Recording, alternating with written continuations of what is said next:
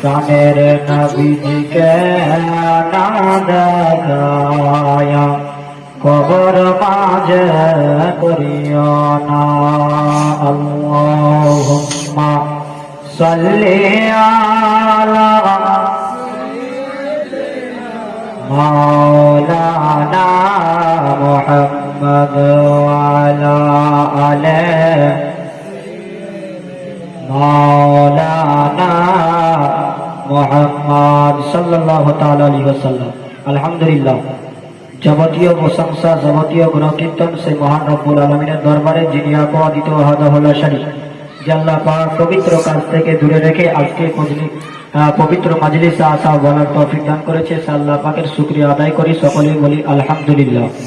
তারপরে পরে আকাই নামদার মাদানিকে তাজদার আহমদ মুখতার নবিयों का सरदार दोनों जहाনের মালিক ও মুখতার পয়গম্বর, जिनाके सृष्टि ना करले आसमान तैरी हतो ना, जिनाके सृष्टि ना करले एक कथाय 18,000 मखलुकात किछुई सृष्टि करा हतो ना, से नबी मुस्ताफा सल्लल्लाहु ताआला अलैहि ওয়াসাল্লামের প্রতি হাজার হাজার দরুদ ও সালাম বর্ষিত হোক। সকলেই বলি আল্লাহুম্মা আমিন। মুআজ্জাজ মুহতারাম সামাঈন ইকরাম, সময় খুব কম, সেই রকম হিসাবে আমাকে চালাতে হবে, যেহেতু আমি দূরের না, আপনাদের একজন সন্তান, নাকি বলছেন? সেই রকম হিসাবে আমি প্রথমে আপনাদেরকে সালাম দিয়েছি। আচ্ছা বলেন, সালাম দেওয়া কি আর জবাব দেওয়া আপনারা দিয়েছেন? আমার কানে তো আসেনি। বিরাদার মিল্লাত ইসলাম রওয়ায়াতে এসেছে, নবীর বিটি মা ফাতেমা জাহরা রাদিয়াল্লাহু তাআলা আনহা, হযরতে আলী রাদিয়াল্লাহু তাআলা আনহু রাস্তা থেকে বাড়ি যাওয়ার পরে হযরতে মা ফাতিমা জাহরা রাদিয়াল্লাহু তাআলা আনহাকে সালাম দিয়েছেন। তো মা ফাতিমা জাহরা রাদিয়াল্লাহু তাআলা আনহা বলছে, ইয়া রাসূলুল্লাহ, বলছেন স্বামী, আজকে কেন প্রথমে সালাম দিলেন? এর আগে তো আমি সালাম দিতে দেখিনি। আগে আমি সালাম দিই, তারপরে আপনি সালামের জবাব দেন নাকি? তো বলছেন দিলাম। তো কারণটা কি? মা ফাতিমা জাহরা রাদিয়াল্লাহু তাআলা আনহা বলতেছেন, আমি ইমাম হোসেন হাসানের জন্য মা। তো বললেন, আলী বললেন না, তাহলে 5 পাঞ্জাতনের একজন। তো বললেন, আলী বললেন না, তাহলে আমি নবীর বিটি, তার জন্য। আলী বললেন না। আলী বললেন, শোনো, আমি এই কারণে সালাম দিয়েছি যেন নবী মুস্তাফার সুন্নতটা পালন হয়ে যায়। জোরে বলুন। কোন সোশ্যাল মিডিয়া আপনাকে এহ তথ্য দিয়েছে যে গুনাহ কিভাবে কম হয়? দিয়েছে? কোন মাস্টার, কোন বৈজ্ঞানিক কেউ বলতে পারেনি, কিংবা কেউ বলেনি যে এইভাবে সালাম দেয় গুনাহটা কম হয়। তো বিরাদার মিল্লাত ইসলাম, আজ থেকে 1400 বছর পূর্বে নবী মুস্তাফা বলে গিয়েছেন, বিরাদার মিল্লাত ইসলাম, একজন সাহাবাকে আপনার রাস্তায় থেকে ধরে নিয়ে গিয়ে আপনার একটা গাছের নিচে ডাল ঝুলে রয়েছে, তো ওই গাছের ডালটাকে নড়িয়ে দিলেন, আর যত শুকনো পাতা ছিল সব ঝরে গেল। তো নবী মুস্তাফা সাহাবাকে বলছেন, সাহাবা, এ থেকে বুঝতে পারলেন? তো বলল, না, বুঝতে পারলাম না। সাহাবা বললেন, ইয়া রাসূলুল্লাহ, ইয়া হাবিবাল্লাহ, হুজুর, কিছু বুঝতে পারি নাই, বুঝিয়ে বলেন তবে বুঝতে পারবো। বিশ্ব নবী কলি কামলিওয়ালা পয়গম্বরে আযম সাল্লাল্লাহু তাআলা আলাইহি ওয়াসাল্লাম বলতে আছেন, ও সাহাবী, শুনে নাও, জেনে নাও, আমার উম্মতি যদি 5 বার ওযু করে, 5 ওয়াক্ত নামাজের জন্য 5 বার ওযু করে, যেই রকম যদি হাত ধুতে পারে হাতের পানিগুলা ঝরে ঝরে পড়ে, সেই রকম হাতের গুনাহগুলো ঝরে ঝরে পড়তে থাকে। আর যদি পেশানি যান, আপনার মুখমণ্ডল যদি ধোয়, আর মুখমণ্ডল যদি ধোয়ার পরে যেই পানিটা পড়বে, সেই পানির ওজনে আপনার গুনাহগুলো ঝরতে থাকে। জোরে জোরে বলুন সুবহানাল্লাহ। ইয়া রাসূলুল্লাহ, ইয়া হাবিব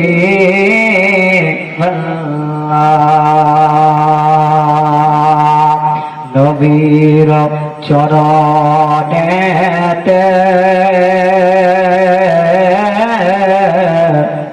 সারা জীবন আমি থাকবো। জোরে বলেন সুবহানাল্লাহ। একদম নতুন গজল। নবীর চরণেতে সারা জীবন আমি থাকব, নবীর কদমেতে সারা জীবন আমি থাকব। কে ভালোবেসে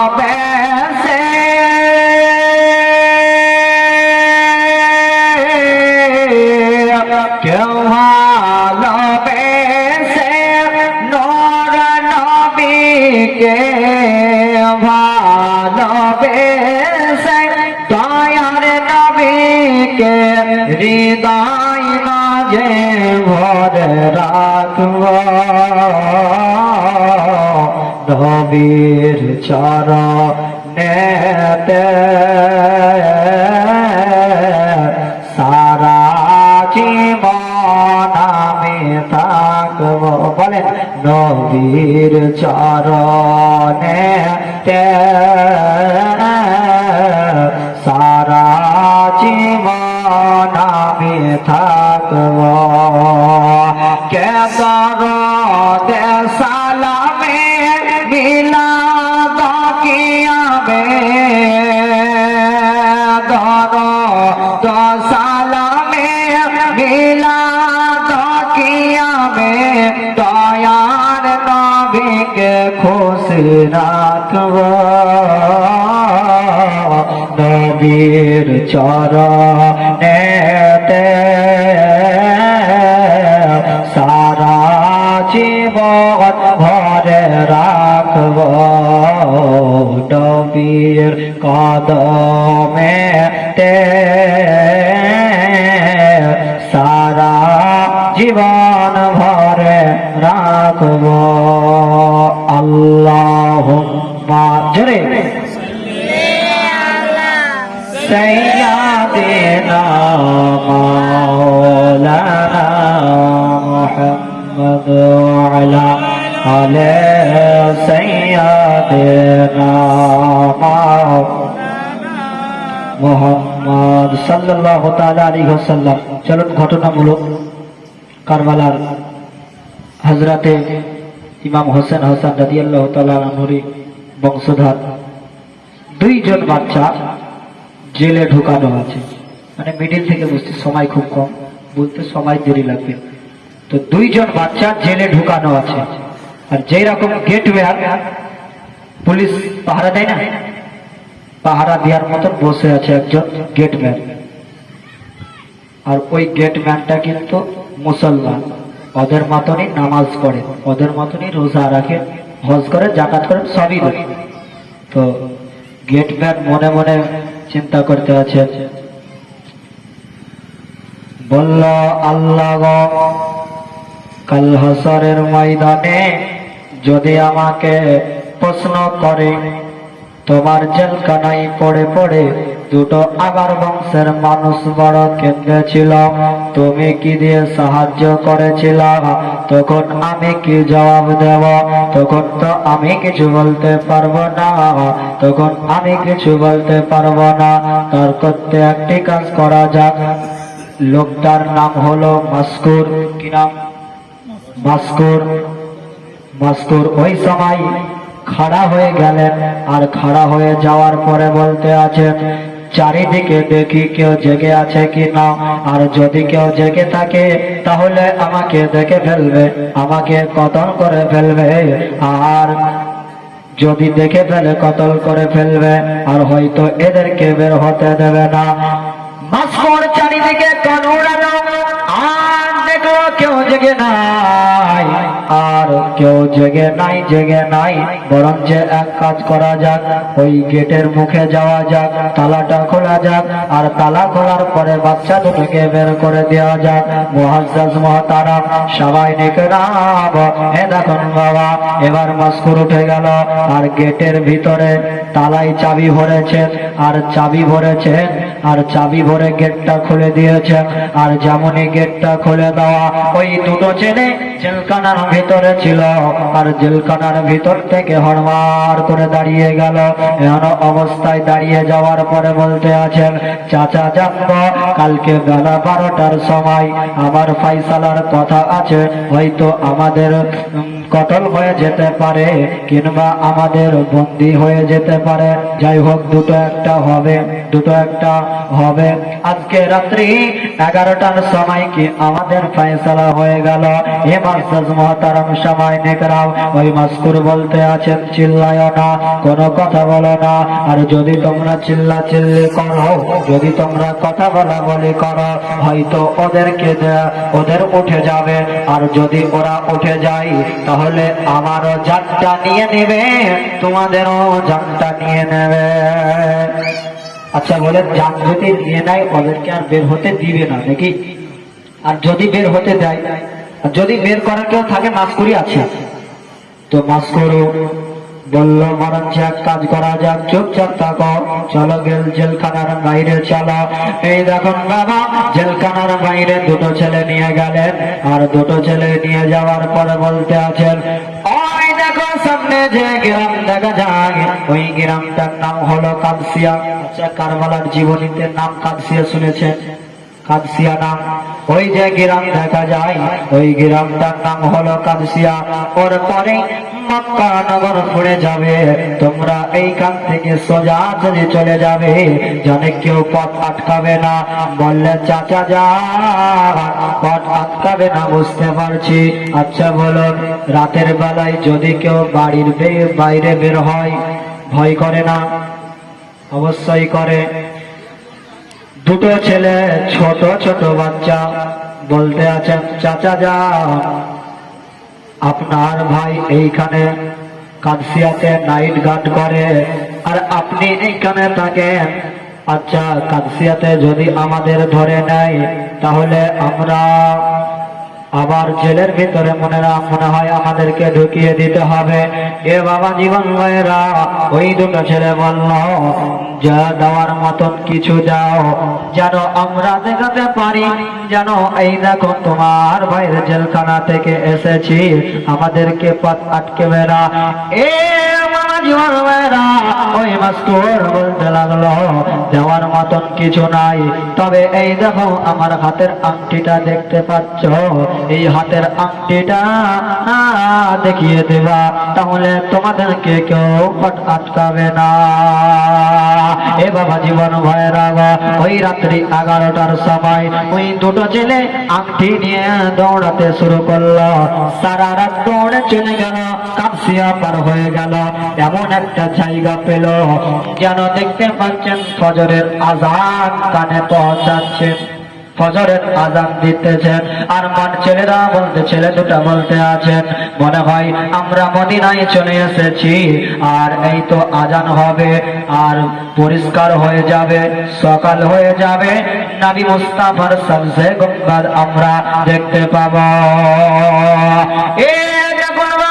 ছেলে দুটা দৌড়াতে শুরু করলো, আর যেন বাবা ওই ওদের পায়ের নখগুলো একটাও নাই, এত দৌড়েছে, সারা রাত শুধু দৌড়েছে।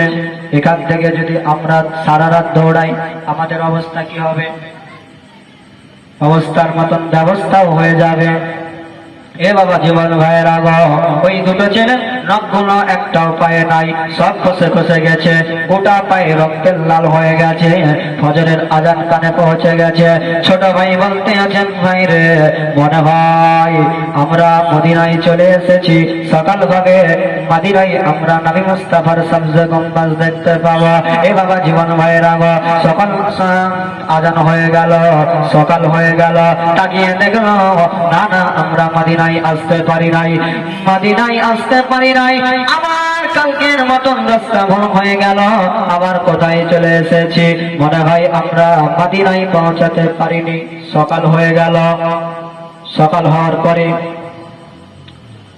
বলতে আছে মদিনায় আমরা আসতে পারি নাই, তবে এক কাজ করি, আজকে তো কোনো পাহাড় দেখা যায় না, গতকালকে পাহাড়ের কোণাতে লুকিয়েছিলাম, আজকে আমাদের সামনে পাহাড় দেখা যায় না, তবে আজকে কি করব?